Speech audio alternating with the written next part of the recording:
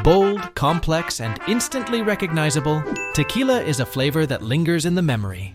But have you ever paused to consider what goes into creating this iconic Mexican spirit? From the sun-drenched agave fields to the smooth finish that warms you from the inside, making tequila is an art form steeped in tradition and skill.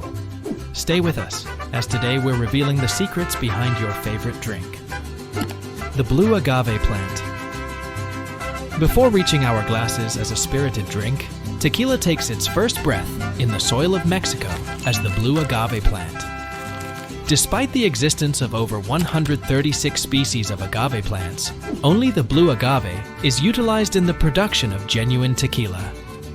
This specific species of agave, scientifically known as Agave tequilana, thrives primarily in the volcanic terrains of Jalisco and a few surrounding states. Unlike grapes that are harvested annually for wine, the blue agave plant is a test of patience. It matures between 8 to 12 years. Over these years, it gathers a rich reserve of sugars, specifically fructose, in its heart, or piña. The ripeness of the plant is paramount, as it directly influences the quality and flavor of the tequila. When the time is right, farmers step in. With sharp, rounded tools called coas, they expertly trim the long, spiky leaves, revealing the piña. These cores, resembling large pineapples, can be massive, often weighing anywhere from 80 to 200 pounds. Once harvested, the piñas are transported to distilleries, where their sugars are extracted and converted, marking the beginning of the tequila-making process. Speaking of agave, here's a neat little fact for you. Studies suggest that the fructans present in the plant can potentially boost bone health by enhancing the absorption of calcium. Cool, isn't it? Cooking the agave transitioning from the fields, the harvested piñas find their next stop at the distilleries. Here, their transformation into tequila truly begins. The raw piñas, while rich in sugars, are not immediately suitable for fermentation. First, they need to undergo a cooking process. Traditionally, large ovens known as hornos are used for this purpose. These stone or brick ovens slowly bake the agave hearts at controlled temperatures, often for about 48 to 72 hours. This slow cooking method is essential for converting the complex carbohydrates in the piñas into fermentable sugars. As the piñas bake, they soften, changing color and exuding a sweet aroma reminiscent of caramel and cooked fruits. In more modern facilities, autoclaves, pressurized steam ovens, are used. These can achieve the same result in a shorter time, often within 10 to 12 hours. Regardless of the method, the aim remains consistent: to unlock the sugars vital for the subsequent fermentation process. Milling and fermentation. Once the cooked agave piñas are cooled, they're ready for the next vital step: extraction of the sweet juice known as aguamiel, or honey water. The softened piñas are crushed to release this juice, employing either traditional tahona wheels or modern mechanical mills. After extraction, the aguamiel is transferred to fermentation tanks. This is where nature does its magic. Using natural airborne yeasts, or occasionally cultivated strains introduced by the distillers, the sugars in the aguamiel are converted into alcohol. This fermentation can last anywhere from a few days to a week, during which the mixture bubbles vigorously as the sugars transform into ethanol and CO2. The result is a mildly alcoholic liquid called mosto, or tepequi. Inspired by the art of tequila making, hit subscribe for more fascinating stories behind everyday objects. Distillation. With the fermentation complete, the mosto or tepache enters its transformative phase.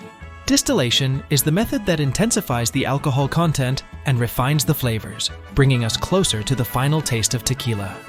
This process takes place in specialized stills, often made of copper or stainless steel. Here, the tepequi is heated until it reaches the boiling point.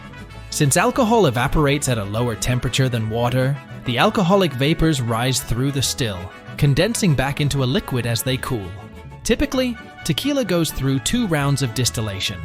The first round produces a liquid known as ordinario, with a relatively low alcohol content.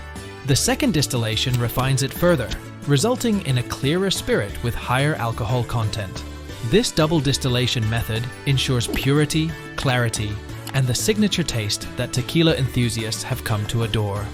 By the end of the distillation process, What was once the sweet juice of the agave plant emerges as the fiery spirit we recognize as tequila, awaiting its final touches before it graces our glasses. Did you know? In 2006, a bottle of tequila was sold for a record-breaking $225,000. This wasn't just any bottle. It was a platinum and white gold tequila bottle, showcasing the high-end side of the tequila market. It's a fun reminder of how tequila can truly be a luxury experience. Let's move on to our second last step, aging and types of tequila. The journey of tequila doesn't end once distillation is over. What follows is a period of aging that can significantly influence its flavor, color, and smoothness. Depending on how long tequila is aged and in what kind of barrels, various types and profiles of the spirit emerge. Blanco or silver tequila, fresh out of the still, this tequila is either bottled immediately or aged for less than 2 months in stainless steel or neutral oak barrels. It boasts the purest agave flavor, being clear and transparent. Reposado, rested, tequila. Aged between 2 months to a year in oak barrels, Reposado tequila takes on a golden hue. This aging process imparts a smoother taste, with hints of the wood's characteristics blending with the agave. Añejo, aged. Tequila, stored in oak barrels for 1 to 3 years, Añejo tequila has a darker amber color. Its extended aging period results in a richer, more complex flavor profile, reminiscent of bourbon or cognac. Extra Añejo, ultra-aged. Tequila, a relatively new category, this tequila spends over 3 years in the barrel, leading to an even deeper color and a flavor profile that's both sophisticated and layered. The type of barrel used, previous contents, and even the climate of the aging location can infuse distinct flavors into the tequila. From notes of vanilla and caramel to hints of fruit and spice, the maturation process adds depth and complexity. Whether you prefer the crispness of Blanco or the layered nuances of an Añejo, understanding the aging process offers a deeper appreciation for each sip of this cherished spirit. And to truly appreciate the flavors of tequila, it's recommended to sip it neat and at room temperature, steering clear of the commercialized practice of shooting it with a salt and lime chaser. This approach, often used to mask the harshness of lower quality tequilas, fails to do justice to the rich heritage and complex flavors of a well-crafted tequila.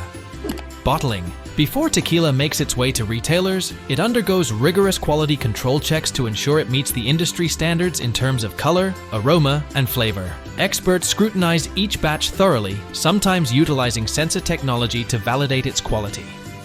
Once approved, the tequila is transferred to the bottling stage. Here, it is filled into bottles using high-speed filling lines, which maintain precision and hygiene.